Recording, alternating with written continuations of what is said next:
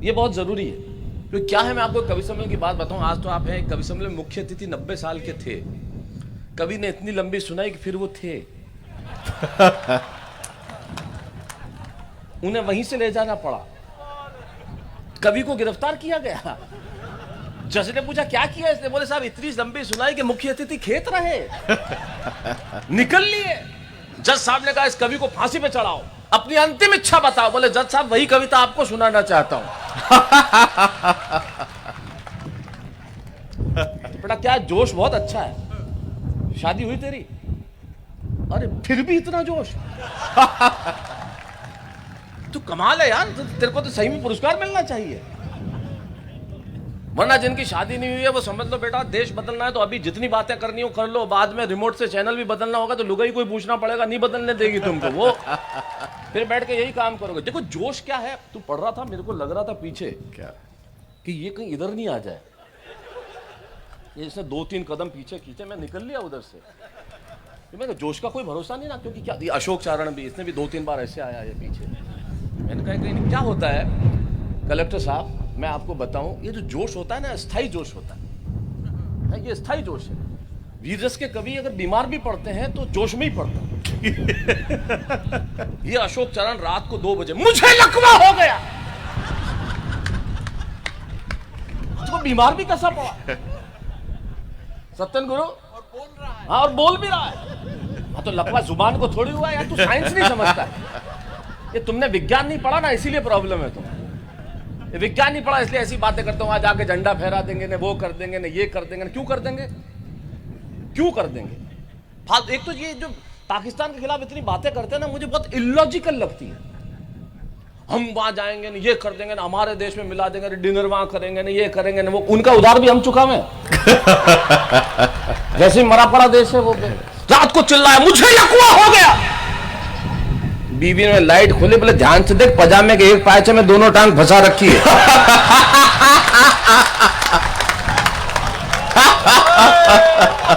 आप इस दृश्य को देखिए जॉनी, ऐसा ही लगता है। और उस पे पजामा चूड़ीदार।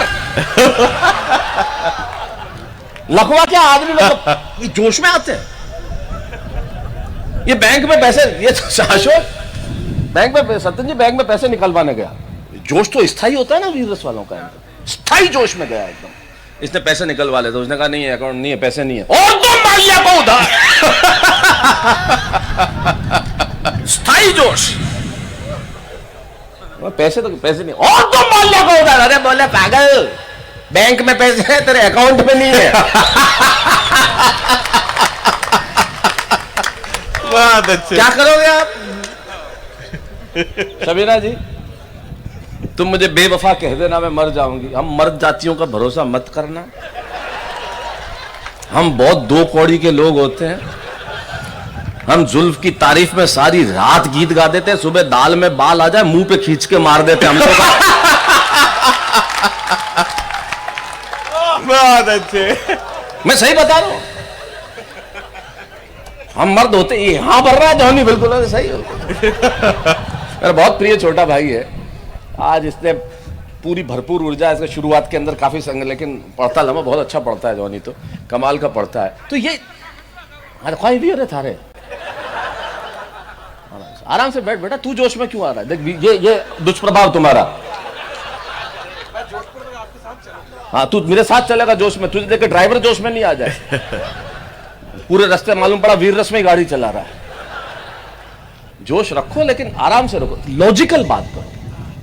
हमेशा लॉजिकल बात करनी चाहिए। तो अपने लॉजिक वाले बोलते अच्छा था। मैं कहता हूं कोई बड़ी समस्याओं से मैं जूझता ही नहीं इनकी तरह। ये वो करा नहीं, ये इतनी बड़ी समस्या है क्यों? ये सरकारी वो कर्मचारियों की बात कर रहा था कि लेट आते हैं, वो करते हैं। ये तू भी कलेक्टर साहब निकले जब भी तूने वो कविता पढ़ी। बहुत समझदार आदमी है, बहुत समझदार आदमी है। ये सब बहुत बड़ी बड़ी प्रॉब्लम्स है। मैं आपको बता रहा हूं लोकबंधु जी, मैं किन्हीं समस्याओं में नहीं पड़। मेरी समस्याएं बहुत छोटी छोटी है, बहुत छोटी छोटी जी। डाइट फूड मेरी समस्या नहीं है। अपनी समस्या वो है ही नहीं। वो समस्या उस चेहरे की है जो आप टेलीविजन पे देखते हैं।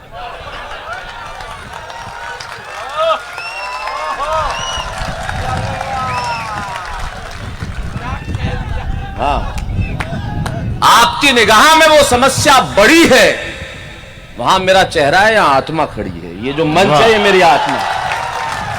क्या बात है, वाह। मैं जो कुछ बना इस हिंदी कवि सम्मेलनों के मंचों से बना। टेलीविजन आज है, कल नहीं रहेगा। ये बहुत अस्थायी है। दुनिया में लोकप्रियता किसी के लिए स्थायी नहीं होती। एक बड़ा खूबसूरत शायर है, उनका शेर याद आता है कि पांव फैलाए अंधेरों को जिया कहते हैं सूरज, लू भी चलती है तो वादे सबा कहते हैं। वाह। पांव फैलाए अंधेरों को जिया कहते हैं, लू भी चलती थी तो वादे सबा कहते थे। हाँ, याद आया मुझे, क्या बढ़िया शेर। लू भी चलती थी तो वादे सबा कहते थे, पांव फैलाए अंधेरों को जिया कहते थे। आपसे भी पहले बहुत से लोग थे साहब जो खुद को खुदा कहते थे। इसलिए जीवन में स्थायी कुछ नहीं है। सच्चाई ये है, 11 बरस की उम्र में हिंदी कवि सम्मेलन के मंचों पे आया था। 41 बरस हो गए मुझे यहाँ खड़ा हूं, और जो कुछ बना इस मंच से बना। ये माँ है मेरी, यहाँ खड़ा हूं, इसके लिए मेरा पूरा जीवन है। हिंदी कवि सम्मेलन का मंच, मैं इसके सिवाय मुझे, क्योंकि ये इसी ने मुझे बनाया। ये सब चीजें तो आज है कल नहीं रहेगी। जो जिंदा रहेगी वो कविता रहेगी। क्या बात। जो जिंदा रहेगी वो बात रहेगी। कभी भी अस्थायी लोकप्रियता जिंदा नहीं रहती। जिंदा हमेशा वही बात रहती है जो सच्ची हो, जो अच्छी हो, जो स्थायी हो। हाँ बेटा, आ जा, बैठ जा, तू अब बैठ जा, बैठ जा। तो मेरी समस्याओं की बात कर रहा था मैं। हाँ, समस्या मेरी बहुत छोटी छोटी है, जैसे पानी वाला सुन नहीं रहा है।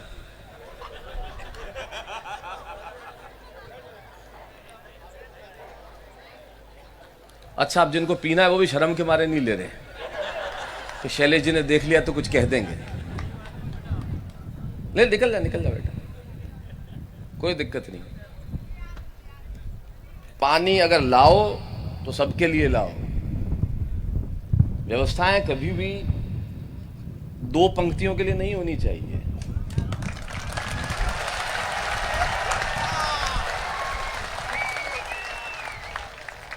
मैं आपका ही आदमी हूं, क्योंकि मैंने कहा मैं मारवाड़ का बेटा हूं, मेरी समस्याएं बहुत दूसरी है। तो तू कितना ऐसा बैठ गया जो उठामण में बैठा हो, ऐसी शक्ल बना। एक तो तो बातें इतनी अश्लील करता है।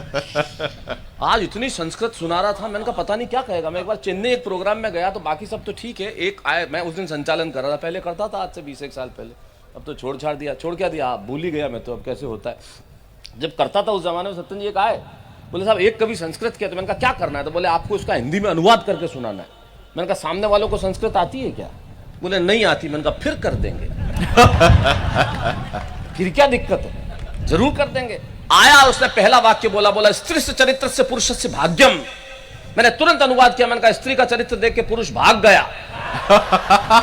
दूसरी पंक्ति बोली, बोली देवो न जानी कुतो मनुष्य। मैंने कहा जिसको देवता नहीं जान पाया उसको कुत्ता खाक जाने का। अरे बोले ये कैसा अनुवाद हो रहा है? मैंने कहा अपने तो ऐसा ही हुआ भाई, अपन मारवाड़ में पढ़े, वहां हमको ऐसा ही पढ़ाते थे, तमसो माँ ज्योतिर्गमय, और मैं इसका अनुवाद करता था तमसो माँ ज्योतिर्गमय, तुम सो जाओ माँ, मैं ज्योति के पास जाके आ रहा हूं।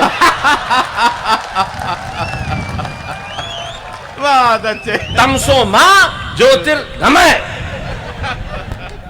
गमय गमय गमय तो गमय, नहीं तो नहीं गमय। तो ये आनंद का काम है। ये अपनी समस्या है दिनेश भाई। आपकी फटी जेब से गिर गया दिन, हमारे तो फटी जेब से भी कुछ नहीं गिर सकता। मारवाड़ी आदमी की जेब से गिर जाए ऐसी जेब पैदा नहीं हुई दुनिया के अंदर। आप मेरे पिताजी से कभी नहीं मिले, उनकी जेब का कमाल मैं बताता हूं आपको। क्लास में मुझे टीचर, मेरे पिताजी बहुत पिताजी किस्म के पिताजी हैं। इतने, अरे मैं शबीना जी बता रहा हूँ, इतना ये जेब से मुझे याद आया, इतने जबरदस्त पिताजी हैं। सत्तन जी के क्लास में टीचर आए, मुझे गणित पढ़ा रहे थे, मैं खड़ा हो गया। अरे तू रख दे मेरे भाई मोबाइल जेब में यार, ना तो खुद देख रहा है, ना मजे ले रहा है, ना कुछ कर रहा है, बैठ जाना।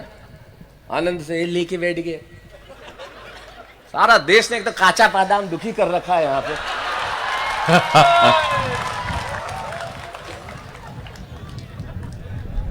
ले दे के काचा बादाम, कमाल कर रहे हो यार। पिताजी की जेब की बात याद आई। क्लास में टीचर मुझे मैथमेटिक्स पढ़ा रहे थे, बोले खड़ा हो जाओ, मैं खड़ा हो गया। बोले तुम्हारे पिताजी की एक जेब में 100 रुपए हैं, दूसरी जेब में 150 रुपए। मैथमेटिक्स में पढ़ाते हैं ना अपने, उदाहरण देके। ललित भाई साहब वो 3 बिंदु बना देते, माना कि हमारे पास, फिर नीचे 3 बिंदु उल्टे, चूंकि पहले सीधे 3 बिंदु, फिर उल्टे 3 बिंदु, समझ में नहीं आया 3 बिंदु जीवन में काम ही क्या आ रहे हैं यहाँ पे। उसके बाद गुणनखंड पढ़ाया, गुणनखंड जीवन में काम नहीं आया मेरे।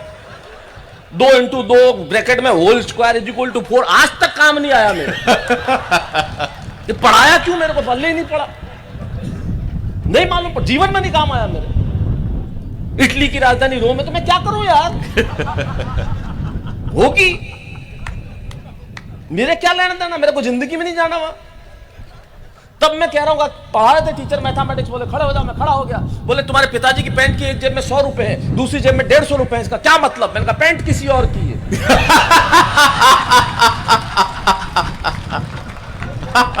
मैं जानता हूं मेरे बाप की पैंट में क्या हो सकता है। क्या हो सकता है भाई, क्या हो सकता है मतलब,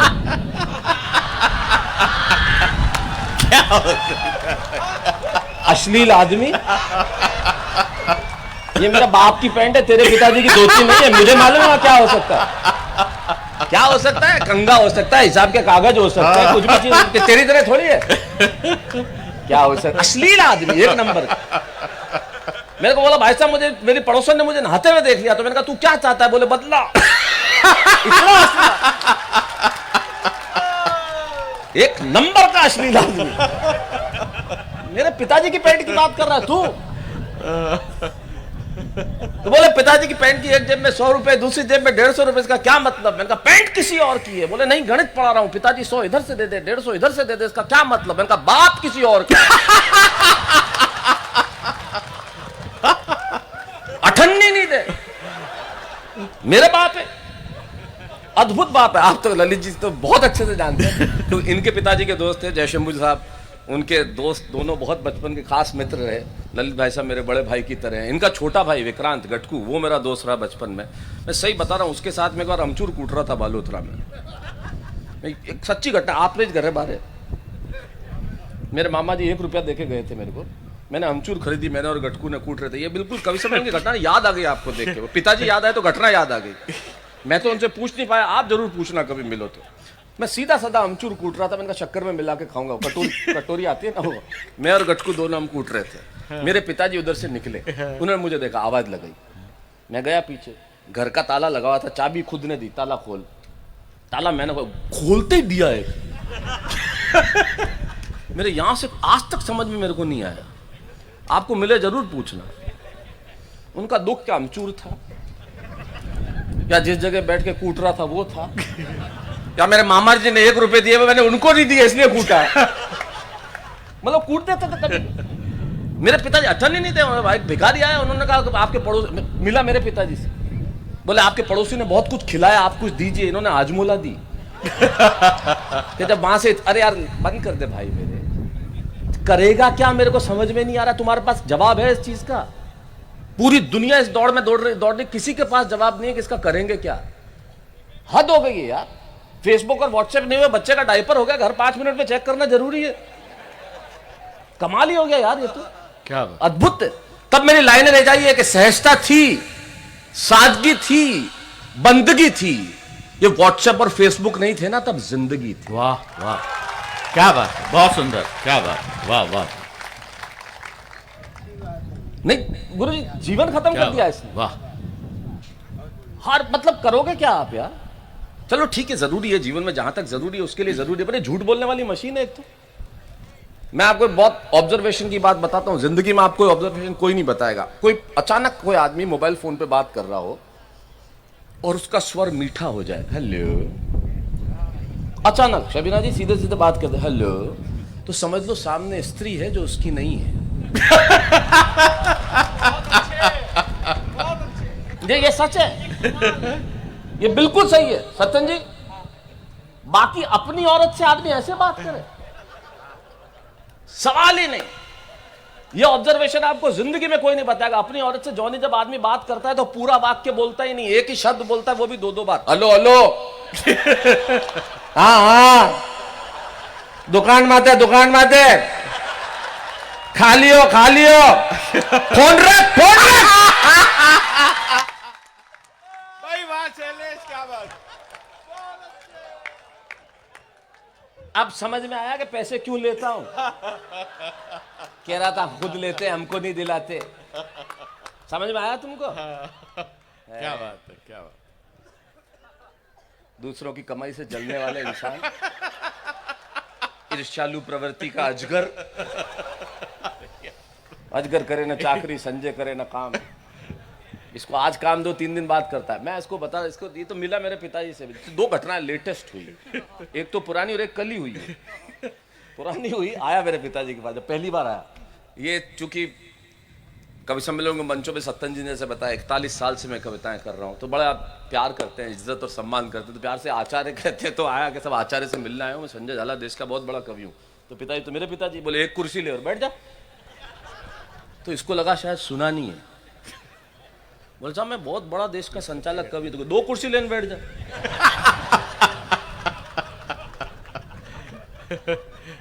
ऐसा क्या है? और कल लेटेस्ट जब ये बाड़मेर आने वाला था विष्णु जी, तो ये रुका मेरे पिताजी के पास। वो उनको अभी किडनी फेल हो गई है दोनों, तो तकलीफ में हर चौथे दिन डायलिसिस करना, लेकिन हाथ से खत्म नहीं हुआ है उनका।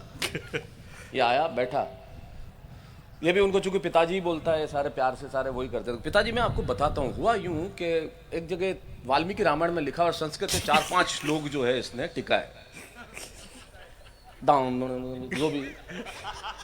मेरे पिताजी ने काफी देर तो सुना, हाथ से खत्म नहीं हुआ है अभी भी।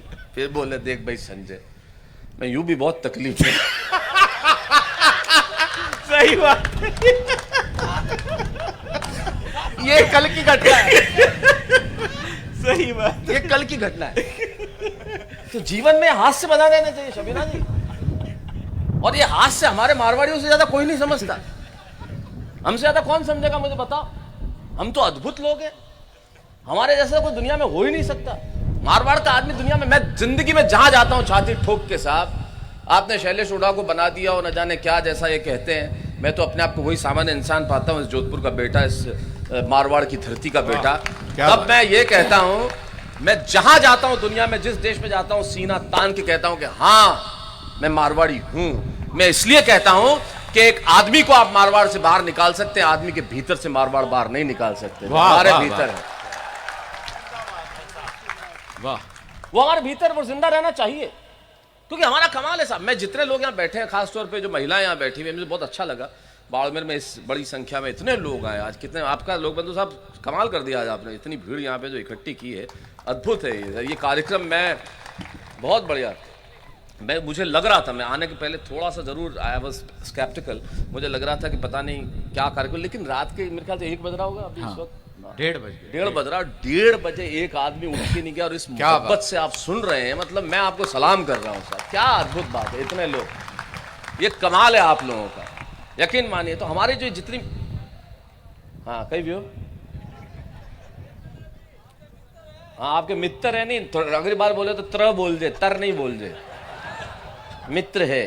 ये उच्चारण का बहुत बड़ा प्रॉब्लम है। आपके मित्र है, हमारे मित्र है, पीछे मेरा चित्र है, मैंने लगाया इत्र है, तू बैठा कित्र है, पाँव में तेरे चित्र है ना? ठीक है, तो यही कमाल है अशोक, अपने पास है क्या? यही कमाल है। तू टांगो क्या कर रहा है? नीचे बैठ आराम से। सोफा मिलते ही ऐसे हो गया बस। छोटा भाई है, बहुत प्यार करता है। जितने लोग यहाँ बैठे, मैं आपको एक चीज कहना चाहता हूँ, इस चीज को आप मेरा आंदोलन समझ लीजिए, मैं हर जगह कहता हूँ। देखिए आजकल ये जो दौर चला है ना, अंग्रेजी, इंग्लिश, है ना, अंग्रेजी नहीं आया तो मतलब समझते में कुछ आता ही नहीं। मतलब अंग्रेजी आना इतना जरूरी नहीं है, आप समझिए। आप मैं क्या करूँ, इस देश की भाषाएं बहुत श्रेष्ठ हैं सब, तमाम भाषाएं उठा ली आपने। बहुत मेरे को सब कैमरे नजर आते हैं, इसको घुमा दे। नहीं वो दो ही बंद कटे हुई क्या, मैं ध्यान है, घुमा दो ना, थाने तरफ घुमा दो। मैं गेलो हूँ एड़ो थाने लागे, इसको बंद करो प्लीज, क्योंकि आपके पास नोटिस आएगा, मेरा तो कुछ नहीं। जिसका भी पेज होगा उसके पास नोटिस आ जाएगा 2 दिन में, तुरंत स्ट्राइक हो जाएगा, वो 10 मिनट में स्ट्राइक हो जाएगा। इसलिए मैं कह रहा हूँ। अच्छा तूने बता दिया स्ट्राइक, मेरे को तो वर्ड भी पता नहीं था। अपने तो स्ट्राइक कॉलेज में ही की थी बस। जो मैं कहना चाहता हूँ, समझिए, दुनिया में इतनी श्रेष्ठ, हिंदुस्तान की कोई भाषा हो, आप महाराष्ट्र में थे, मराठी, इतना अच्छा साहित्य रचा गया, बांग्ला, तमिल, तेलुगु, कन्नड़, सब भाषाएं सिखाइए। भाषाएं सीखना ये योग्यता की बात है, काबिलियत है, सीखा जाना चाहिए। जो मैं कह रहा हूँ, जो आजकल की माँ है ना, अपने बच्चों को ओनली इंग्लिश, ओनली इंग्लिश, अरे बेचारे को आपने आतंक मचा रखा है बच्चे को। Only English, no, only 2 biscuit बेटा, 1 इज हैंड में, 1 इज हैंड में। भाषा का ही एंड में वन इज हैंड में ओनली इंग्लिश। आप समझिए, आप हर भाषा सिखाइए। जो मैं कहना चाह रहा हूं, मैं संस्कृति बचाने के अभियान में आपके साथ एक बात कहना चाहता हूं, जिस बात से जुड़िए और कहिए। आप दुनिया की हर भाषा सिखाइए। हिंदी हमारी अपनी भाषा है, हम बोलते हैं, बड़ी श्रेष्ठतम भाषा है। अंग्रेजी वो वैसे ही बोल लेंगे स्कूलों में, वो बोलेंगे ही, उनको बोलना पड़ेगा स्कूलों के अंदर, वो सीख जाएंगे। अंतर्राष्ट्रीय भाषा है, तरक्की के लिए आने, उन्हें दुनिया की हर भाषा सिखाइए, लेकिन मारवाड़ी भूलने मत दीजिए। जो मैं कहना चाह रहा हूं। क्या बात, क्या बात, वाह। क्योंकि भाषा समाप्त होती है तो संस्कृति समाप्त हो जाती है। भाषा को समाप्त मत होने दीजिए। वाह। आप मेरी इस पीड़ा को समझना, जो मैं अगली बात कर रहा हूं, मुझे नहीं मालूम आपको कितना समझ में आएगा। गांव में कोई एक बुजुर्ग का देहावसान होता है तो एक व्यक्ति कम नहीं होता, एक धोती कम हो जाती है। वाह। फिर कोई दूसरा धोती पहनने वाला नहीं बचता, एक भाषा बोलने वाला नहीं बचता। क्या बात, वाह वाह। तो संस्कृति समाप्त हो जाती है। और हमारी भाषा का सौंदर्य तो अपना है, हम तो कहने की भी जरूरत नहीं, बगैर कहे कुछ कह देते हैं। गुरुजी बगैर कहे कुछ कह देते हैं। शबीना जी, आप प्रेम के गीत, दिनेश प्रेम के गीत पढ़ रहे थे, तो मौसम में बारूदी और वो दिया सलाई है। मारवाड़ी आदमी पहली बात तो प्रेम करे तो लिखे क्यों? करे, ये करने की चीज है, लिखने की चीज थोड़ी है। इसका कोई डॉक्यूमेंटेशन थोड़ी होता है। करे। और हम तो प्रेम का गीत ऐसे पढ़ते हैं, दिनेश भाई सुनना, बगैर कुछ कहे पूरा श्रृंगार का प्रेम का गीत खत्म। हमारे प्रेम का आप निवेदन देखो, किसी को बहुत खूबसूरत दिखे अशोक, तो हम पूरा गीत करते ही नहीं, बिना कुछ बोले।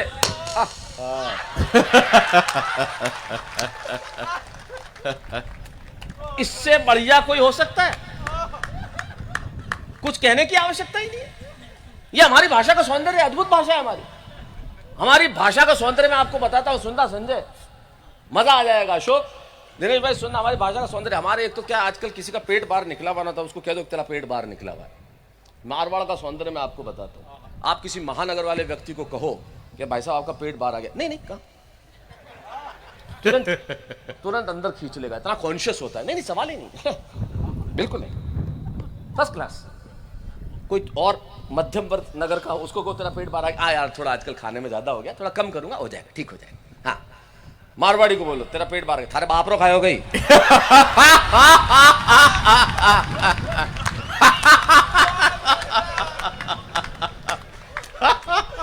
ये हमारा सौंदर्य है।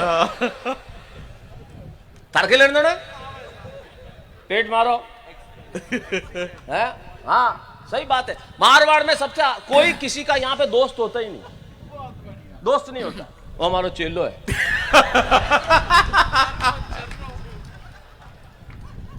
इधर दोस्त नहीं होता था, चेलो अपने चेलो छर्रा में, इधर चेला ही है, पट्टो ज्यादा हूं ज्यादा आर भाई। और यहाँ खुद की गलती से कभी किसी का एक्सीडेंट नहीं होता, खुद की गलती कभी होती नहीं, किसी का एक्सीडेंट हो जाए, ओ माई नान घुस गयो।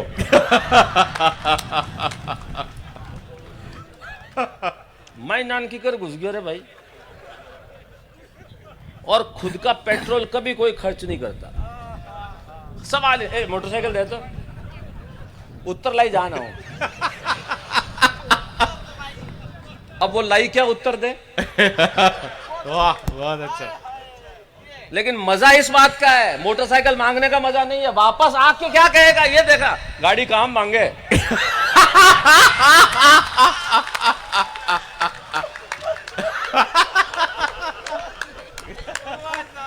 ये जॉनी, ये हमारा काम है। ये जॉनी आया मेरे पास, मैंने कहा पूरी दुनिया में तूने माँ का दूध सुना होगा, तू मारवाड़ा, तुझे बाप का दूध दिखाता हूं। और मैंने बताया, मैं जोधपुर में ले गया, वहां एक दुकान है दूध मंदिर, मैंने कहा 2 गिलास दूध पी और बगैर पैसे देके भाग जा। वो बगैर पैसे देके भागने लगा पीछे से, थारा बाप रो दूध है। ये हमारी भाषा का सौंदर्य है। क्या बात।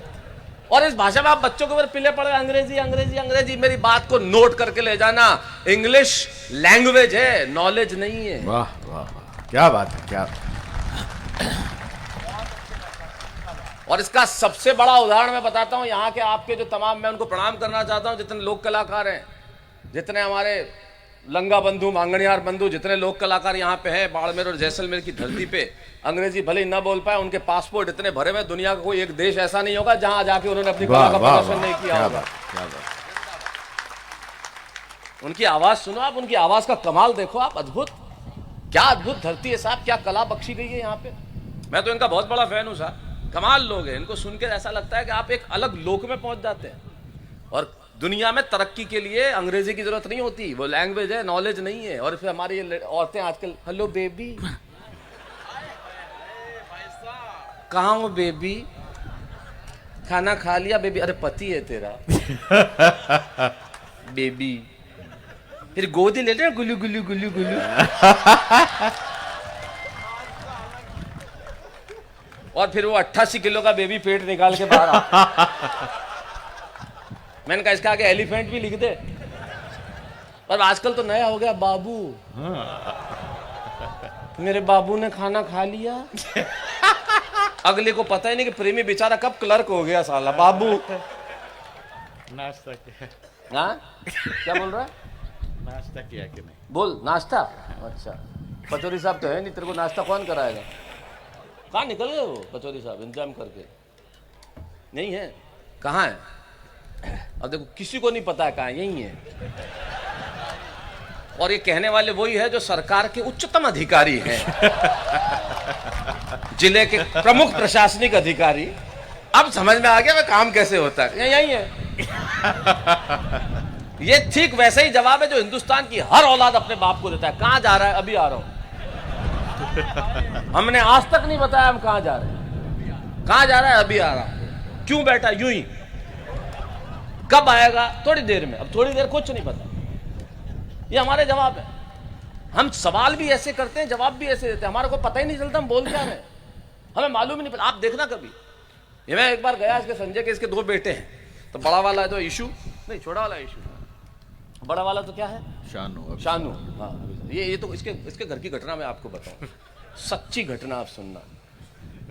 थोड़े दिन पहले, ये सच्ची घटना है, मतलब ये पत्नियों पे बहुत बोल रहा था कि पत्नी की आवाज चुप हो जाए, नहीं ये हो जाए, नहीं पूरी खा लिया, शर्म कर थोड़ी, पत्नियों की इज्जत किया करो। मेरी टिप्पणी समझ में आ जाएगी तो आपको मजा आएगा, इसलिए इज्जत करा करो कि वो औरत जो एक साड़ी खरीदने के लिए पूरी दुकान बिखेर देती है, तुम्हें पसंद किया है उसने।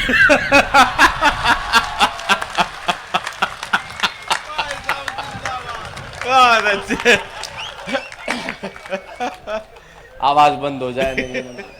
हरकतें भी तो ऐसी करता है। टीवी पे 2 दिन पहले वो कुछ रवीना टंडन, वो टिप टिप बरसा पानी चल रहा था गाना, ये भाई यूं आंख गड़ा के बैठा। छाया, ये सच्ची घटना है सत्येंद्र गुरु, सच्ची घटना। ये हरकतें ऐसी करता है, बैठा वो हिल ही नहीं रहा। वो खिचड़ी लेके आई, इसका खाना 3-4 मिनट खड़ी रही, इसे ही खा लो। ये सच्ची घटना बता रहा हूं, और निकल गई। तो मैं अपनी भाषा के सौंदर्य की बात कर रहा था, यही कर रहा था। हमारी भाषा का सौंदर्य अद्भुत है यार, जो हमारे बातों में वजन है वो कहीं हो ही नहीं सकता। मुझे आप बताओ, एक्सीडेंट में वो मजा है जो बचीड़ में आता है? ये हमारा शब्द, और बचीड़ और बड़ी दम, मैं दी उन्हें देख, इसमें देह में जो हाथ जो पीछे जाता है, ये हमारी भाषा का हो सकता है। इसके शर्ट का रंग क्या? पीला। पीला नहीं, पीड़ो। मेरे पैंट का रंग क्या है? नीला। कालो। ये होता है पीड़ो पट, कालो पट, लाल झक और खारो जेर। ये देखो, जब तक ये सौंदर्य बोध नहीं हो, भाषा का कैसे मजा है? ये भाषा का सौंदर्य बोध है, ये तो अद्भुत है, कमाल है हमारी भाषा का। हमारे यहाँ तो आदमी भिखारी भी ऐसी बात करता है। जोधपुर में इनकम टैक्स डिपार्टमेंट के बाहर एक भिखारी खड़ा हुआ था, तो कमिश्नर, आपकी तो वाइफ IRS है, वो समझती है टैक्स का काम कैसे होता है, तो एक कमिश्नर अंदर बैठा हुआ था, उसने भिखारी देख कर कह दिया, उसको कहा भिखारी खड़ा हुआ है टैक्स डिपार्टमेंट का, चला जा, तेरा यह काम नहीं है। बोले रिटर्न भी नहीं भरूं। बात मजे की आगे है। और बोले भिखारी होकर रिटर्न भरता है? बोले नहीं, रिटर्न भरियो जी को भिखारी बन गई हो। बहुत अच्छा। ये हमारी स्थिति है।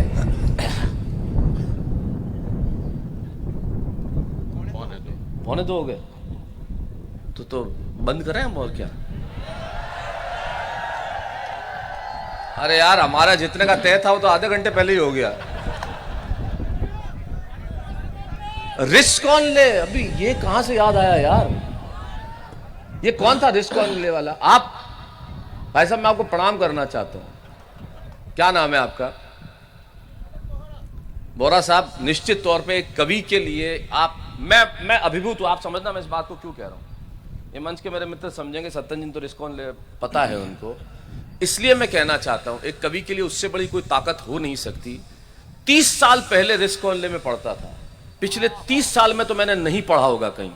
मैं न्यूनतम बता रहा हूं 30 वर्ष, और तुम्हारे किसी को सुनी हुई भी नहीं हो। 30 वर्ष पहले की कविता किसी को याद हो, एक हिंदी कवि के लिए इससे बड़ी कोई चीज हो नहीं सकती। क्या बात। ये मोहब्बत, ये प्यार। और मैं कविता बाड़मेर में भी लगभग 91 में मैंने कविता पढ़ी थी बाड़मेर में, और आज 2022 हो गया। देखो, पेमेंट इकट्ठा करने में 30 साल लगा दिए। कोई बात नहीं, लेकिन इस बार आया हूं, यह आनंद की बात है। चलिए, एक कविता मैं उस विषय की सुनाना चाहता हूं जो विवेक और अशोक का विषय है, जो सत्तन जी का विषय है, और बहुत अर्थों में जॉनी का भी विषय है। जॉनी लोगों को हास्य कवि लगता है, लेकिन हास्य का कवि नहीं है। उसके भीतर जो राष्ट्र की चेतना है वो बिल्कुल अलग है, अद्भुत है। इन लोगों का विषय है। उस विषय से मैं कविता उठाता हूं और सुनाता हूं आपको। ये कविता नई है, जो मुझे पूरी तरह याद नहीं है, लेकिन इस कविता को सुनाना आवश्यक है। इसलिए सुना रहा हूं कि अगर मैं इस वीर प्रसूता भूमि पे नहीं सुनाऊंगा तो कहां सुनाऊंगा। यहां सुनाया जाना आवश्यक है। वाह। क्या मैं आपको क्या क्या मुझसे सुनना है वो तो जो कहेंगे सुना दूंगा, लेकिन क्या सुनाया जाना चाहिए वो मैं आपको सुना रहा हूं। ये कविता पुलवामा अटैक की अशोक ने बात की, और राजस्थान का बेटा होने के नाते मेरा फर्ज है कि कविता राजस्थान की धरती पर पढ़ी जाए, इसलिए पढ़ता हूं। इस कविता की भूमिका क्या है? राजस्थान के प्रमुख अखबार के संपादक जी का फोन आया मेरे पास, और मुझे कहा कि शैलेश जी, ये घटना हुई है झुंझुनू में, और हम चाहते हैं कि इस विषय पे आप कविता लिखें। वो आज हम मुख्य पृष्ठ पे इस घटना के साथ देना चाहते हैं कि ऐसा हुआ। मैं उसको क्या लिखता, घटना सुने आप। पुलवामा अटैक में झुंझुनू के हमारे एक सैनिक शहीद हो गए। श्योराम उनका नाम था। श्योराम शहीद होते हैं। श्योराम शहीद हो जाते हैं। उनकी पत्नी सुनीता उस वक्त 9 माह की गर्भवती होती है। आप सुने, 9 माह की गर्भवती पत्नी सुनीता। ये इसी देश में हो सकता है वीरांगना। 9 माह की गर्भवती पत्नी जब श्योराम की अस्थियों का कलश आता है तो अस्पताल से बाहर उस अस्थि कलश को कांधा देने के लिए आती है। ये सिर्फ इसी देश में हो सकता है। आप सोचें, ये राजस्थान की धरती में हो सकता है। क्या बात। वाह वाह वाह। तो राजस्थान की धरती में ये हो सकता है। तब मैंने एक कविता लिखी कि जब एक 9 माह की गर्भवती अपने पति की, एक शहीद की अस्थि कलश को कांधा देने के लिए चली आए, वो क्षण ये राजस्थान की माटी को नसीब है। तब मैं सिर्फ एक पंक्ति इस कविता की भूमिका में कहता हूँ। विषय अशोक का, विषय सत्तन जी का, विषय विवेक का, विषय जॉनी का, लेकिन मैं एक पंक्ति की कविता कहता हूँ। सिर्फ इससे बेहतर कुछ कह नहीं सकता इस धरती पे। मैं बहुत बड़ी बात नहीं करता, लेकिन एक सैनिक का शव जब लौट कर आता है, आपकी धरती तो ये वो वीरों की धरती है, और यही वो धरती है बाड़मेर और जैसलमेर। इस पूरे देश को जब ये लगा कि कौन सी धरती परमाणु बम के विस्फोट सह सकती है, तो ये बाड़मेर और जैसलमेर की धरती थी। पोखरण में पोखरण में वो विस्फोट हुआ। ये वो वीरों की धरती है साहब। तब मैं वो कहता हूं कि जिस दिन तू शहीद हुआ, मेरे नाम की एक पंक्ति ले जाइएगा। शैलेश लोढ़ा जिस तरह आपको हंसा सकता है, लेकिन शैलेश लोढ़ा जो कवि है वो ये है जो भीतर से बाहर आता है। जिस दिन तू शहीद हुआ, न जाने किस तरह तेरी मां सोई होगी। मैं तो बस इतना जानूं, वो गोली भी तेरे सीने में उतरने से पहले रोई होगी। वाह वाह वाह वाह। क्या बहुत सुंदर। क्या बात। तब वाह। आप इस कविता की भूमिका समझें। श्योराम शहीद हो जाते हैं। सुनीता उनकी पत्नी अस्थि कलश को कांधा देने आती है। तब मैंने कहां से बात शुरू की है, सत्तन जी आप सुनना। इस विषय पे मैं नया क्या लिख सकता था। तब मैं जो नया लिखता हूं वो कहना कि एक किलकारी बोली नियति से। किलकारी, जब बच्चा पैदा होता है तो किलकारी का स्वर होता है, लेकिन वो बच्चा जो पैदा हुआ ही नहीं। बात कहां से हो रही है कि एक किलकारी बोली नियति से कि मत भीगने दो नयन को। एक किलकारी बोली नियति से कि आंसू मत बहाओ, मत भीगने दो नयन को। वेदना और करुणा का भाव मत लाओ, कहना चाहता हूं वतन को। एक किलकारी बोली नियति से कि आंसू मत बहाओ, न भीगने दो नयन को, वेदना और करुणा का भाव मत लाओ। कहना चाहता हूं वतन को, मैंने अब तक आंखें नहीं खोली है, मां पिता के संबोधन की भाषा नहीं बोली है। मैंने अब तक किलकारी बोली है, किलकारी बोली नियति से कि आंसू मत बहाओ, न भीगने दो नयन को, वेदना और करुणा का भाव मत लाओ। कहना चाहता हूं वतन को, मैंने अब तक आंखें नहीं खोली है, मां और पिता के संबोधन की भाषा नहीं बोली है। लहू का रंग क्या होता है ये मैंने जाना नहीं है। लहू का रंग क्या होता है ये जिसने दुनिया देखी नहीं, लहू का रंग क्या होता है ये मैंने जाना नहीं है। लेकिन व्यथित हूं मैं, ये मैंने माना नहीं है। लेकिन व्यथित हूं मैं, ये मैंने माना नहीं है। अरे मुझसे ज्यादा गौरवशाली कौन है दिखाओ तो, मुझसे ज्यादा भाग्यशाली कौन है बताओ तो। मैं हूं उस पिता की संतान जिसने पीठ नहीं दिखाई है। वाह वाह वाह वाह वाह, क्या बात है, क्या बात है, वाह वाह, बहुत सुंदर, बहुत सुंदर। मैं हूं उस पिता की संतान क्या बात, जिसने पीठ नहीं दिखाई है, जिसने शत्रु पर गोलियां बरसाई है, जिसके मन में शत्रु संघार के अंगारे दहकते रहे, जिसके नेत्र में, जिसके मन में मैं हूं उस पिता की संतान जिसने पीठ नहीं दिखाई है, जिसने शत्रु पर गोलियां बरसाई है, जो सीना तान के राष्ट्र के लिए खड़ा रहा, जो तिरंगे की आन हेतु अड़ा रहा, जिसके नेत्र ज्वाला से धधकते रहे, मन में शत्रु संघार के अंगारे दहकते रहे, जिसने कसम खाई हिंदुस्तान की और जान न बख्शी आतंकी कामरान की। वो अमृतत्व की वेदी है, न कि उनकी चिता है। गर्व है मुझे कि शहीद मेरे पिता है। वाह वाह वाह वाह, क्या बात है, बहुत अद्भुत है, वाह। गर्व है मुझे कि शहीद मेरे पिता है। और मां तुम तो सीमा पर नहीं गई, मां तुम तो सीमा पर नहीं गई, पर तुम कितनी महान हो गई। तुम न रही, पूरा हिंदुस्तान हो गई। अरे भीग गई जब वतन की करोड़ों पलकें, ए वीरता की प्रतिमूर्ति तुम्हारे आंसू न छलके। वीरता विश्वास की गाथा आज चेतना में समाई, जब पिता का अस्थि कलश उठाने तुम स्वयं चले आई। अरे जिस देश पर मिटने को मेरे पिता की जवानी खड़ी हो, जहां पे मेरी मां की तरह शक्ति की कहानी बड़ी हो, तब ये न समझना कि मैं किसी शोक में हूं।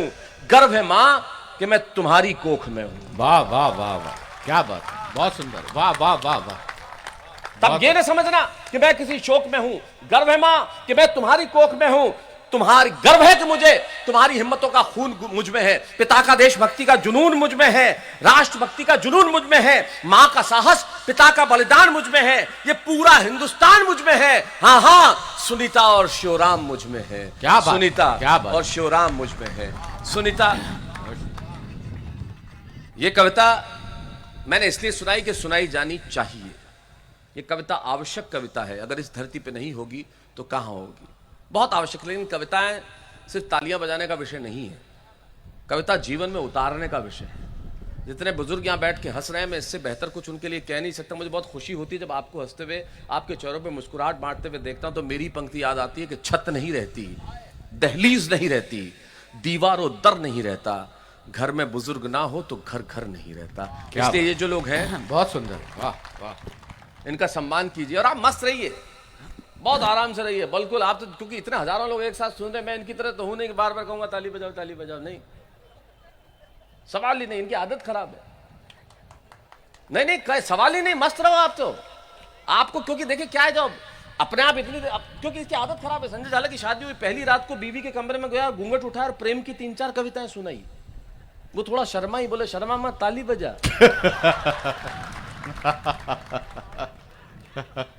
आदत खराब है। इसकी आदत एक जमाने की बताता हूं मैं आपको। इसकी आदत ऐसी थी, प्राण जाए पर मोजा न जाए। कई कई दिन तक मोजा इसका त्वचा बन गया था, उतारता ही नहीं था। सत्तन जी, 2 किलोमीटर दूर से पता चलता था कि संजय आ रहा है। मोजा ही मोजा।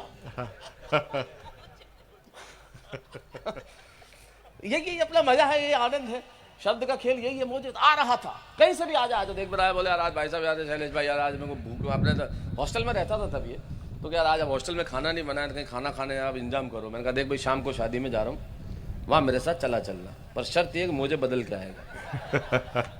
तो बोले मेरे पास पैसे नहीं। मैंने कहा दिलाऊंगा मैंने नए मोजे दिलवाए साहब। ये शादी में टाइम पे पहुंच गया, मैं भी पहुंचा, मैंने प्लेट उठाई, वही मोजे। मैंने कहा तेरे को सुबह नए दिलवाए थे ना? हाँ ये रे नए पहने हुए। तो मैंने कहा ये बदबू कहां से आ रही है? बोले वो ये रे।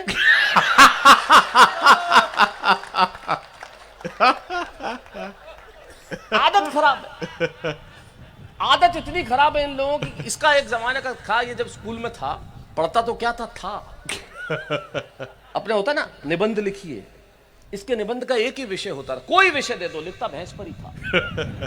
विषय कोई लिखना भैंस पर।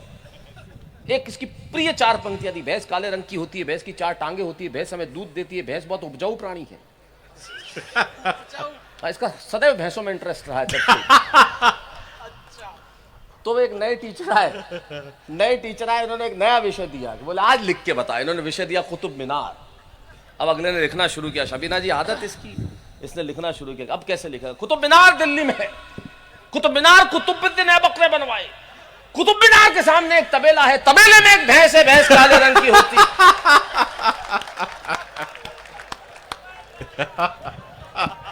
आदत खराब है। इस आदत का क्या करेगा चांद, और क्या करेगी चांदनी? कुछ नहीं कर सकती, कोई कुछ कर ही नहीं सकता। आदतें होती है ना ऐसी। जैसे मैं बताता, मेरे पिताजी की आदत ही नहीं कि पैसे खर्च करें। रात को उन्होंने एक डॉक्टर का फोन किया, आप सुनना जॉनी, डॉक्टर को फोन किया कि साहब आपको किसी को दिखाना है तो क्या लेते हो? बोले घर पे आता हूं तो रात को 2 बजे। रात को 2 बजे फोन करके पूछ रहे हैं कि कोई बीमार हो जाए तो क्या लेते हो? बोले क्लिनिक पे मिलता हूं तो 50 रुपए, और घर पे आता हूं तो 500 रुपए। बोले पहुंचो क्लिनिक पे, आ रहा हूं। रेट तो तुमने बताइए ना। रात को 3 बजे उन्होंने किया है, मैं सच्ची घटना बता रहा हूं। रात को 3 बजे डॉक्टर के घर गए, 3 बजे है, कहीं से साहब कोई घर पे बीमार है, चलो देखो देखना है, क्या फीस है आपकी? उस वक्त डॉक्टर की 300 रुपये थी। 300 रुपये फीस है, चलो साहब। डॉक्टर ने गाड़ी निकाली, बिठाया, बोले कहाँ चलना है? मेरे पिताजी बैठ गए पास में, घर आया, घर रोका, बोले कहाँ है मरीज? बोले कोई मरीज नहीं है, टैक्सी वाला 600 मांग रहा था।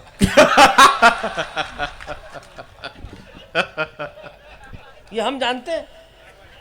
हाँ, मारवाड़ी आदमी टाइमिंग के एक्सपर्ट हैं। हमें ऐसा नहीं है कि हम कब क्या करना चाहिए हमें पता है। मेरी इस टिप्पणी बहुत मशहूर टिप्पणी हुई, आप समझना कि हम ऐसा क्यों करते हैं। हम लोग टाइमिंग के एक्सपर्ट, हम टाइम पे करना जानते हैं सब कुछ चीज। हम टाइमिंग के एक्सपर्ट इसलिए हैं कि हम सब लोग चाय में पार्ले जी बिस्किट डुबो के खाने वाले लोग, उसमें सबसे इंपॉर्टेंट है टाइमिंग। नरपत सिंह जी 1 सेकंड जल्दी उठा लो, कठोर का कठोर। 1 सेकंड देरी कर दो, ढूंढते रह जाओगे। फिर आदमी जिले का कलेक्टर ही क्यों नहीं हो, ढूंढता जरूर है किधर गया यार ये।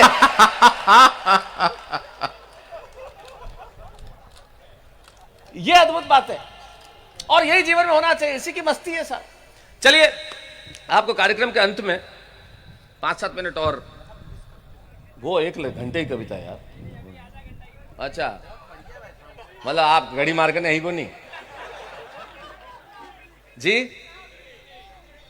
खिचड़ी, अरे साहब ये कौन सी है?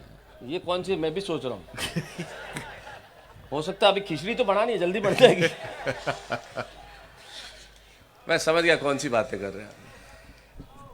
मैं देखो सुनाता हूँ साहब, देखो जो मन में आया वो सुना देता हूँ। हाँ, आप बोरा साहब, और रिस्क कौन ले मुझे याद भी नहीं, मैं खुद ही भूल गया साहब। इन वर्षों में बहुत सारी चीज़ें भूल गया, लेकिन आपकी मोहब्बतें इतनी है साहब, आप जिस तरह से कविताएं याद रखते हैं और इतने सालों बाद याद रखते हैं। मैं स्कूल के मैदान में आया था शायद, तब वो हॉस्पिटल के पीछे हुआ करता था स्कूल का, हाई स्कूल। हाँ, वो होता था डॉक्टर ऐश्वरी के मकान के पीछे वो जो रहते थे, मुझे याद है अभी भी।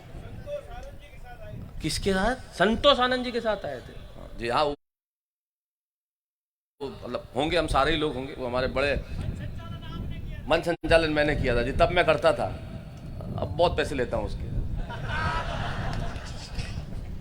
ठीक है, अब इन्हीं को शौक रह गया है इसकी। ये तो तेरी शक्ल देखता हूँ मैं घूम के, और मुझे ऐसा लगता है कि मतलब तू क्या आदमी क्या है यार, मतलब तो चीज ही अलग टाइप की है तू यार। बहुत बहुत अद्भुत व्यक्तित्व है, इसको देखते ही मुझे मतलब ख्याल। हाँ बेटा, हाँ पूछो।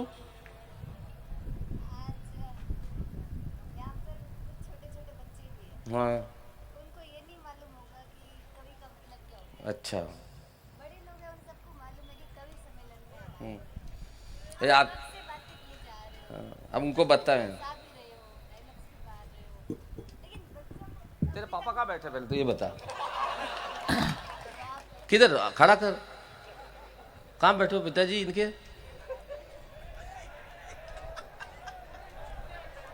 ये बैठ जाओ। अब भाई साहब खड़े ही नहीं हो रहे थे, उठ बैठा ने क्यों भेज दियो भाई। ठीक है ना, चलो। हाँ सवाल कर बेटा जल्दी।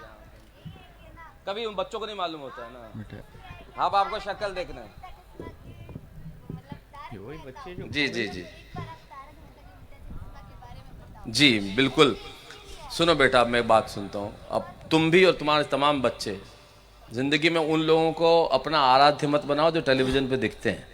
तारक मेहता का उल्टा चश्मा जो टेलीविजन पे दिखते हैं वो बहुत अस्थायी होता है। बच्चों पढ़ाई कर लो, टेलीविजन कम देखो। ये 4-4 बार बड़े शान से कहते हैं हमारा बेटा 5-5 बार देखता है। तो क्यों देखता है? एक बार दिखाओ, केबल कटवा दो। एक बार देखो टेलीविजन, क्योंकि इसने बिगाड़ के रख दिया हम सबको।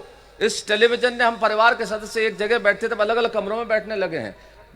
मैं फिर कहना चाहता हूं, अपना आराध्य, अपना जितने माँ बाप यहाँ बैठे, अपना आराध्य, अपना हीरो उन लोगों को मत बनाओ जो टेलीविजन के आप फिल्मी पर्दे पे दिखते हैं। इन्हें कहानी सुनानी है तो भगत सिंह की सुनाओ, इन्हें कहानी सुनानी है तो सुखदेव और राजगुरु की सुनाओ, इन्हें कहानी सुनानी है तो विवेकानंद की सुनाओ। वाह वाह वाह। कौन मैं? शैलेश लोढ़ा इसलिए याद नहीं किया जाएगा कि वो टेलीविजन पे आता है। शैलेश लोढ़ा इसलिए याद किया जाएगा कि उसने वो कविताएं लिखी जो लोगों को 30-30 साल बाद भी याद है। याद किया जाएगा तो कलम की वजह से याद किया जाएगा, याद किया जाएगा तो हिंदी की ताकत की वजह से याद किया जाएगा, याद किया जाएगा तो शब्द की और अलंकार की वजह से याद किया जाएगा। अस्थायी चीजें दुनिया में आती है, चली जाती है, इसे याद रखना मेरी इस बात को। मैं जो कुछ हूं हिंदी कविता की वजह से, और इसलिए हूं क्योंकि मंच सच बोलता है और इस मंच को सच बोला जाना चाहिए। और मुझे बड़ी खुशी है कि बच्चे किसी भी लिए आए हो इस कार्यक्रम में आए, और आप जब घर लौटेंगे तो उनके पास एक नया ज्ञान होगा, कविता क्या होती है। अगली बार कविता सुनने जरूर आए। इस तरह से हम कविता के बीज बोके जा रहे हैं। वाह, ये हिंदी कविता के लिए और मुशायरों के लिए बहुत बड़ी चीज है। और ये मंच सच बोलता है। जिस दिन इस मंच ने सच बोलना बंद कर दिया तो कोई सच नहीं बोलेगा। और हमारे देश में सच बोलना इसलिए ज्यादा जरूरी है साहब, कमाल का देश है ये अद्भुत देश है। इस देश में अमेरिका के किसी एयरपोर्ट पे आप यकीन मानिए, हमारे बड़े स्टार हैं शाहरुख खान साहब, उनको रोक दिया गया था तो इस देश के मंत्रियों ने बयान पे बयान दर्ज करने शुरू कर दिए कि उन्हें रोक दिया गया। और वो कलाम साहब जिन्होंने जुल्फ के एक झटके से परमाणु बम का निर्माण कर दिया, उन्हें इसी दिल्ली एयरपोर्ट पे रोका गया। तब हमारे देश के नेताओं के कानों पे जू नहीं रहेंगी। तब कहना चाहता हूं कि सच बोला जाना चाहिए। क्या बात, कमाल का देश है साहब। यहां हीरोइन के बच्चों के लिए फोटोग्राफर पीछे घूमते रहते हैं। ये यहां गया, ये वहां गया, इसने हाथ हिलाया, इसने वो किया, वो बच्चा जैसे ये भी पता नहीं है कि क्या हो रहा है, उसकी क्या गलती है? उसकी तो कोई गलती नहीं है। जहां हीरोइन की शादी इतनी इंपॉर्टेंट होती है कि 5-5 घंटे मीडिया खड़ा रहता है, लेकिन वो तुकाराम जिसने बंदूक की नाल पकड़ के कसाब को जिंदा पकड़ लिया, जब उसके परिवार का हाल न पूछा जाए तब सच बोलने की आवश्यकता है। वाह क्या बात। और ये सच बोला जाना चाहिए। क्यों ना बोला जाएगा इस देश में? इसी देश में सच बोला जाना चाहिए। हम अखबारों में विज्ञापन पढ़ते हैं, कार का लोन 10% में, 8% में, 0% में कार का लोन जब इस देश में मिलता हो और एजुकेशन लोन के लिए 13% देने पड़ते हो, तब सच बोला जाना चाहिए। क्या बात, वाह। तब सच बोला जाना चाहिए। कमाल का देश है साहब। और हम लोग भी वही लोग हैं जो भाषण सुन के तालियां बजा देते हैं।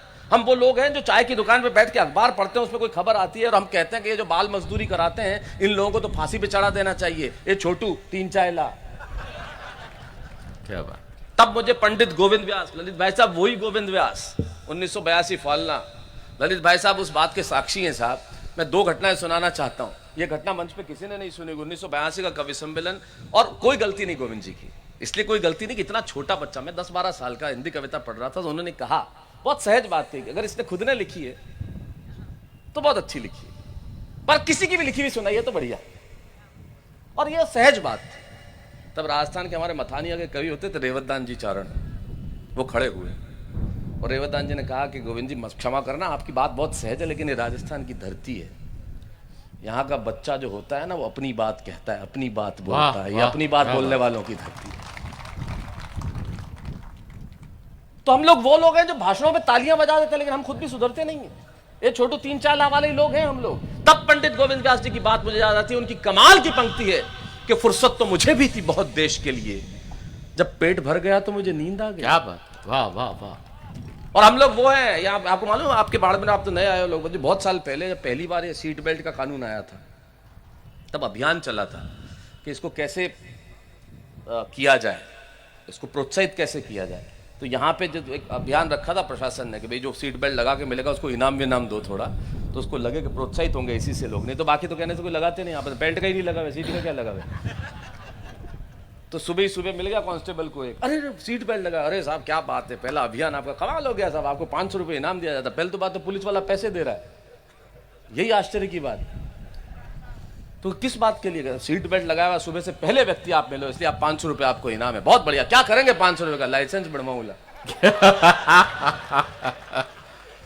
ये है हमारा हाल, कुएं में ही भांग पड़ी हुई है, हम सुधर ही नहीं सकते, हमारा जीवन का उद्देश्य है। लेकिन चलिए, ये बिटिया यहां आई थी इसलिए मैं कविता सुनाता हूं। एक कविता मैं इस बेटी के नाम करता हूं और यहां जितनी बेटियां बैठी हैं उनके नाम कविता करके जाना चाहता हूं। ये कविता बरसों बाद मैं सुना रहा हूं और मुझे लगता है कि ये सुनाई जानी चाहिए। ये कविता मैंने अपनी बेटी के लिए लिखी थी और मैं आज इस बेटी का नाम क्या उसे नाम बताया नहीं था, नाम बताया था। जो जितनी बेटियां हैं, भाविशा, बहुत बढ़िया भाविशा, बैठो बेटा, मैं इसके नाम करता हूं। जितनी माएँ यहाँ बैठी हैं उनके नाम करता हूं, जितने पिता यहाँ बैठे हैं उनके नाम करता हूं। इस धरती पे मैं इससे बेहतर कुछ सुना नहीं सकता, सुनाने जा रहा हूं। हम अपनों के साथ जितने, ये बेटियों के लिए नहीं है, पुत्रों के लिए, पुत्रियों के, सबके लिए है। ये कविता मैंने अपनी बेटी के लिए लिखी थी, मुझे कभी नहीं मालूम था कि मैं इसे मंच पे सुनाऊंगा। बहुत व्यक्तिगत कविता थी, मैंने अपने लिए लिखा था इसे। लेकिन एक बार एक टेलीविजन पे एक शो आता था, कॉमेडी का महामुकाबला, जिसमें रवीना टंडन जी, अरशद वारसी जी, श्रेयस तलपड़े, शेखर सुमन, मैं, राजू श्रीवास्तव, सुनील ग्रोवर, हम सब तमाम लोग हुआ करते थे। और एक खास परिस्थिति ऐसी थी, स्टार प्लस पे वो शो आता था, मैंने कहा आज मेरे पास हंसाने के लिए कुछ नहीं है, मेरे पास इस कविता में आंसू में सुना रहा हूँ, लेकिन ये टेलीकास्ट तो होगी नहीं क्योंकि ये कविता आंसू से भरी कविता है। लेकिन वो कविता मैंने सुनाई और वो टेलीकास्ट भी हुई और वो सबसे ज़्यादा वायरल होने वाला जब वीडियो बन गया, तब मुझे लगा कि कविता मेरी नहीं है, लोगों की कविता है। तब मुझे सुना, इस कविता की भूमिका सिर्फ इतनी सी होती है कि जब अपनों के साथ होते हैं तब हम अपनों के साथ होते नहीं हैं। तब मैं सुनाता हूँ। मैं उस बच्ची के पिता को एक बात के लिए बहुत बहुत धन्यवाद देना चाहता हूँ। बहुत बहुत धन्यवाद आपको, मुझे बहुत खुशी हुई। 15-20 हज़ार लोगों की भीड़ में एक बच्ची के पास इतना आत्मविश्वास हो कि जिसे वो अपना हीरो मानती है उससे आके बात करे। वाह, मैं उसके प्यार और स्नेह को नमन करता हूँ। मुझे अपना हीरो मानती है, आके तारक मेहता के लिए कुछ तो बताओ, कुछ तो बताओ, ये उसकी मोहब्बत है। लेकिन उस माँ बाप को प्रणाम जिन्होंने उसे इतना आत्मविश्वास दिया है कि वो भीड़ में आके भी बात कर सके। अपनी बच्चियों को इतना आत्मविश्वास दीजिए कि वो भीड़ के सामने खड़ी होकर बात कर सके। वाह। जब लोग कहते हैं ना, मेरी इस टिप्पणी को शबीना जी समझना, जब लोग नारे लगाते हैं ना, किसी का विरोध करते हैं, नेताओं के घर चूड़ियां लेके जाते हैं कि चूड़ियां पहन लो फिर तो, तब मैं कहना चाहता हूं बंद करो ये, क्योंकि चूड़ियां औरत के श्रृंगार का विषय है, कमजोरी की निशानी नहीं है।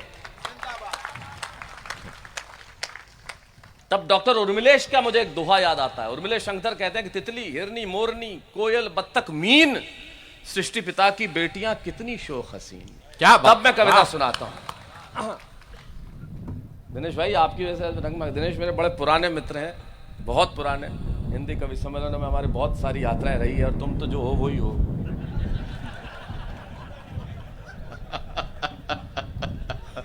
जैसे हैं वैसे हैं, अब क्या कहें कि कैसे हैं। स्वागत है, स्वागत क्या स्वागत है रे? हाँ, कहना तो पड़ेगा। चलना तेरे को मेरे साथ ही है जोधपुर के। ध्यान रखना। हुक्म। आप एक गाना सुनाना चाहते हो? हाँ, इसके जस्ट बाद अपना म्यूजिक का एक प्रोग्राम है। जैसे ही मैं कविता खत्म करूंगा उसके बाद हारमोनियम इधर आएगा। इससे आगे कितना बढ़ोगे? निश्चित तौर पे। आपके यहाँ कब है लोक कलाकारों का कार्यक्रम, कब है? नहीं, हाँ आप सुनाइएगा, जरूर सुनाएंगे, आपको सुनवाएंगे, आपको पक्का मौका देंगे, है ना? बिल्कुल बिल्कुल। नहीं आप बिल्कुल, अरे इसको हाथ पकड़ के नहीं, बिठा दो आराम से यार। किसी कलाकार का सम्मान करो यार, बहुत जरूरी है। कलाकार अच्छा है बुरा नहीं होता, कलाकार होता है। और कोई व्यक्ति उसके कपड़ों से, उसकी आर्थिक स्थिति से हमें कभी नहीं आंकना चाहिए। उसकी इच्छा है कि उसे सुनाना है, सुनाने दो, जहां मिल जाए मौका। आपके यहाँ कोई कलाकार जब भी मौका हो आप सुनाने दीजिए ना। इससे आप किसी व्यक्ति को खुशी के अलावा और दे क्या सकते हैं साहब? इससे ज्यादा तो कुछ नहीं दे सकते, खुशी दीजिए। जब आपके यहाँ लोक कलाकारों का कार्यक्रम हो तो जरूर सुनवाइएगा, उसमें क्या दिक्कत है। भले ही देखो अच्छा बुरा तो हर आदमी को लगता है कि मैं गा सकता हूँ, इस देश के अंदर हर आदमी को लगता है कि मैं गा सकता हूँ। सुर की समझ किसी बहुत सब्जेक्टिव चीज है। सब्जी अच्छी बुनी है बुरी बुनी है, किसी करेला आपको खराब लगता है, मुझे पीना पड़ता है, इसमें क्या हुआ। तो ये तो सब्जेक्टिव चीज है, किसी को क्या अच्छा लगता है, किसी को क्या अच्छा लगता है। ये देश तो ऐसा है साहब जो सचिन तेंदुलकर और कोहली के लिए भी आलोचना कर सकता है, तो हम क्या करें साहब, किसी को कुछ अच्छा लगे नहीं लगे वो नहीं। मैं हमारा एक दोस्त आलोचना करने का, देखो कोहली देखो कोहली इतना पैसा है तो पैसा वाला एक रन वास्ते भागे कई काम रो। अब आप तरीका देखो लोगों का, तो कुछ भी कह सकते हैं। तब मैं कविता ये सुनाता हूं।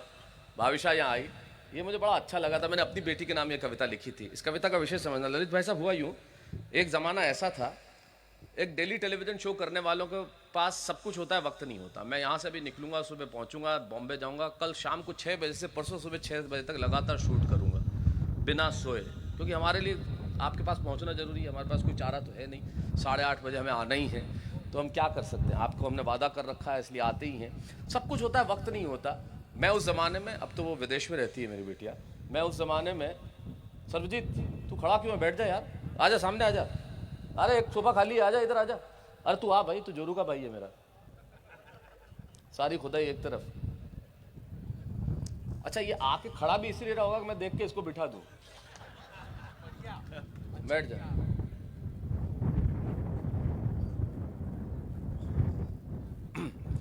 ये मेरे कर्मों के दोष हैं, बैठ जा भाई। तो मैं, सब कुछ था, वक्त नहीं होता था।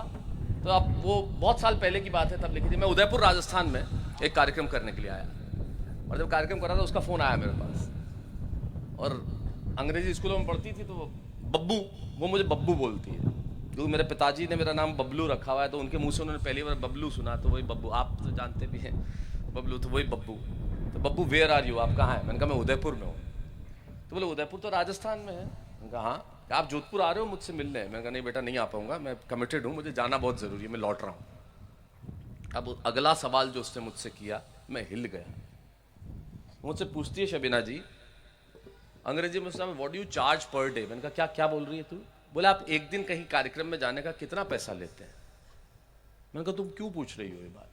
कि नहीं अगले हफ्ते मेरा स्कूल के अंदर एनुअल फंक्शन है, और मैं उसमें एक बैले एक नाटक में परफॉर्म कर रही हूँ, तो आप देखने आओ तो क्या मैं प्रिंसिपल को बोलूँ कि आपको चीफ गेस्ट की तरह बुलाए?